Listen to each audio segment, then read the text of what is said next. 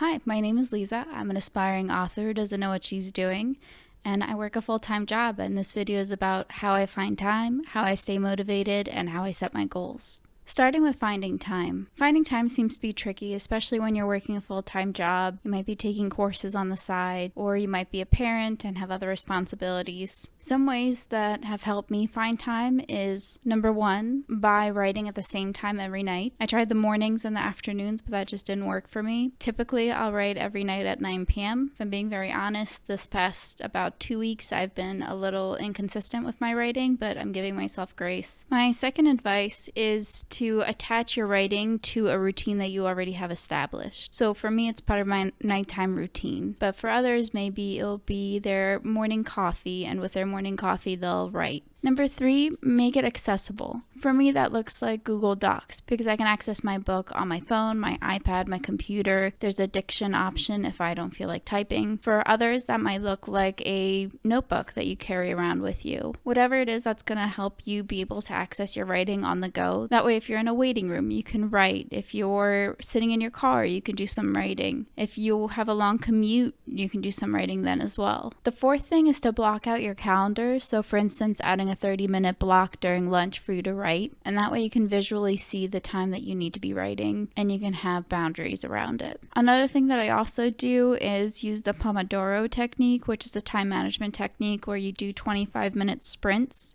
and I actually have a video on YouTube that I tend to watch that I'll link down below if you want to write using the same video. So now we found the time. What about the motivation? So the first thing is to de-stress, and this could be a short walk. This could be taking a few deep breaths. It could be a mindfulness practice. Whatever is going to help you de-stress and get into the right mindset to write. The next thing is to make a playlist for your story or the part in the story that you're at. And that way when you're losing motivation, you can play your playlist and it can get you back into your story. Similar to making it accessible, make it fun. If you're not a fan of typing, then use dictation. And if you don't like that, then physically write it in a notebook. There's also notebooks where it will transfer your handwritten notes into text. You can also use different colors and highlight words and make it fun and pretty. There's no rule saying you have to only use black and white Times New Roman 12 font like we did in school. And my last advice for motivation is find an accountability partner. Maybe that's someone you tell your goals to. Maybe you join a writing community, or maybe like me, you start a YouTube channel. Whatever is going to work for you as far as accountability to help you stay on track. In my opinion, motivation and goals go hand in hand. So for goal setting, I have two main techniques that I do. One is I'll set small achievable goals.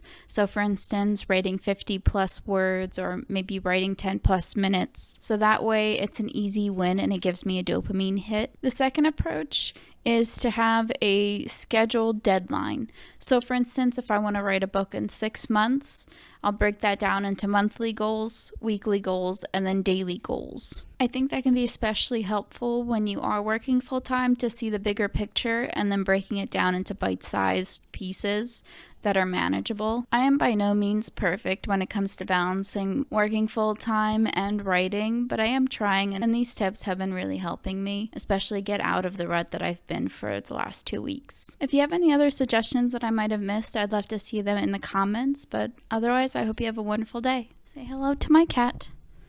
He's a cat.